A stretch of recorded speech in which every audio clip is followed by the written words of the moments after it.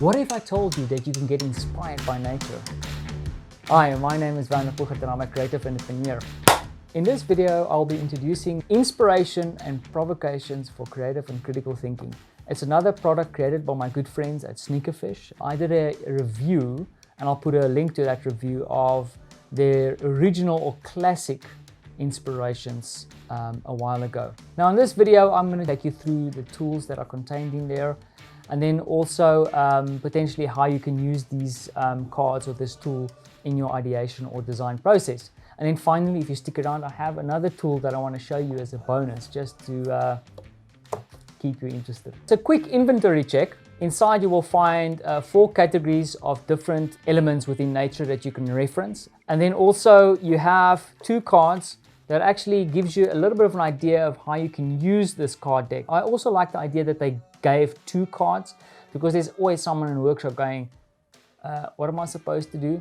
So these are super handy. Then the second element I wanted to talk to you about, when you look at nature, now if you take nothing out of this video, potentially here is something useful that you can look at. So when you're out looking at nature or doing research or looking into certain phenomena, consider some of these factors when you look at nature. So let's start off. You've got characteristics. So what is the qualities and some of the elements and values of this phenomenon? Then processes. How does this phenomenon develop or evolve over time? So what is the process? Function. What is the purpose of this natural object and how does it work? Then associations, like what do you associate some of these things with that you observe? Behaviors. What is the activities and the ways that this group of animals or this grouping actually organize themselves? Roles. What is the different roles? So for example, if you go on the safari or whatever, you can see the matriarch, you can see the alpha male, you can see some of the things that they do. You can see the structure within a grouping of animals. Form, pattern, shapes. Why do birds fly in a certain shape? Systems, the major ways in which the system operates. So when you look at the bigger picture, how does this whole system operate? Like a coral reef, for example. Then key elements. What is the different parts that make up the system? So if you observe the system and you can break it down in different things, like what is the key elements within the system? So this is interesting in itself, just to help you look and dive deeper into the phenomenon that you're observing within nature. Now I want to also caveat something here. The purpose of this card deck is not to turn you into a phenomenal biologist. By all means, of course, it's up to you how deep you want to dive into the phenomenon. But if you walk outside, I tend to do that a lot when I get stuck, is just go take a walk out in the park and observe things. Sometimes you make assumptions about what you observe, and that in itself is not wrong. It's just about making new connections, coming up with some new ideas. So it doesn't necessarily mean that you have to go and be Richard Attenborough when you work with this card deck. It's really just to play with some of the hypotheses that you have in your mind and really introduce you to a new way of thinking or a new approach. Now, this 9 criteria can already get you going, right? So you can take a walk in a park or wherever nature finds you, or you find nature, and you can use them to shape your thinking or just get inspired. So this is where this card deck comes to its full potential, because within the set of cards, you have 4 categories, and within those 4 categories, you have a whole subset of inspirations to try and spark some new ideas. The first category that I want to reference here is form and function. The example here is, what do you know about pine cones? So the card is laid out in a certain way that it actually poses a question to spark some thinking. And like I said before, you don't have to go and research everything. It's just, what do you know about pine cones? And then it helps you a little bit further by taking the 9 characteristics and then adding 3 of them in there. So within the form and function, you think about form. So what do you know about pine cones? Think about the form. Think about the function of pine cones as they distribute seeds, for example. And then think about the associations around pine cones. So what do you think about when you think pine cones? They also have a small instruction, and that's also generate answers based on your own knowledge and experience, or do some research on the internet or in books. So you can always go and reference things. And there's a whole different subset. What do you know about birds' nets? What do you know about feathers? And you can see the categories over there is repeated, and it drives you to try and think around the criteria of these. You get the idea here. So here's the first one, form and function. The second category that I want to introduce to you is animal behavior. So the criteria they brought into the animal behavior is roles. Of course, there's interaction between animals. What is the different kind of roles? What is the behaviors? What does it mean? So when you observe them or research them, what does those behaviors mean?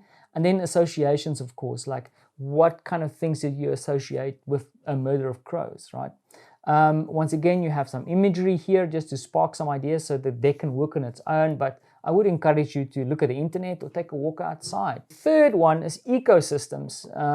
The criteria that they bring into the ecosystems, key elements, systems, and then associations once again. So what is the key elements within that rainforest that needs it to work? How do these things work together? And what do you associate with rainforests? And then finally, natural phenomenon. So in this example, what do you know about crystal growth? Nothing, actually. The criteria they want to bring in here is, what is the characteristics within crystal growth that you can think about? What does the process look like? And then what kind of associations do you have with this? Some of the other natural phenomena that you can look at is decomposition, cellular growth, oxidation. They have erosion here, volcanic action. And then you might say, okay, how do I use it? The thing is, I don't want to be prescriptive. Use it the way you think you want to use it. Like I mentioned, I really enjoy the 9 characteristics, and I'll drop a card in my pocket and just take a walk and then reference some of these cards just to keep my mind in flow. But then if you had to use it, for example, in a workshop space, so you will randomly assign a card to some of the subgroups or some of the people that are working in your team, and then ask them to ideate or come up with ideas that references this natural phenomenon, but then becomes a solution for the problem that you're trying to solve. So for example, I recently worked on a project where we were investigating how we can make this whole pandemic less lonely. So if I had to use the Sneakerfish card deck, I would look at the animal behavior. I have a murder of crows here again, and then investigate about how do these crows get together? How do they actually communicate? What are some of the actions that they undergo? And how could that potentially inspire some of the ideas that I want to come up for my solution? Now, I think that is pretty straightforward. Once again, this is not a recipe, it's an inspiration. That is the Sneakerfish card deck, and like their classic card deck, really nicely put together, and I really encourage you to check them out and look into this. So when the guys at Sneakerfish sent me their Inspired by Nature card deck, they included a small little gift for me as well, and it's their Fast 5 cube. The way this works is that there's a whole bunch of questions on this cube, and it actually helps or pushes the ideation process a little bit further. Now, I am a huge fan and a big proponent of critique. Now, if you read anything by Roberto Verganti, you will understand that critique is just as important in the design process as anything else. Critique helps you figure out if you're doing the right thing for the right reasons, and you're just not chasing some kind of idea that you think is important. Now, critique can be tough sometimes, and I think this is where this Fast 5 tool really comes in handy. Now, it comes in a whole flat envelope, and then you get to build it. Now, it took me a little while to build this bad boy, but that in itself was quite fun.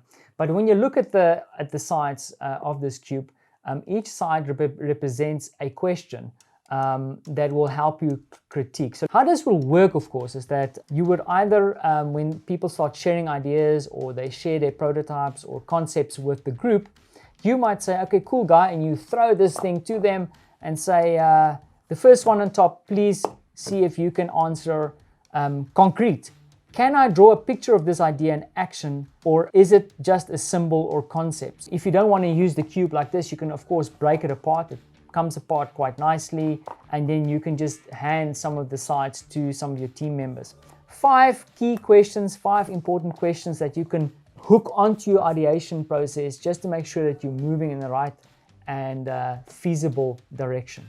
Once again, Inspired by Nature card deck, and then the Fast 5 criteria check to make sure that you're moving in the right direction, all put together by the nice people at Traction Toolbox who sent me these things. Thank you very much. And then finally, I would love to hear how you use nature in your design process, and if you would love to use one of these tools, for example. And I'm going to leave it there. And once again, I want to thank you for watching this video. And please, please, please leave a comment. Indicate to me if you agree or disagree, by all means. Let's have a debate about this. And as always, thank you for watching, and catch you in the comments.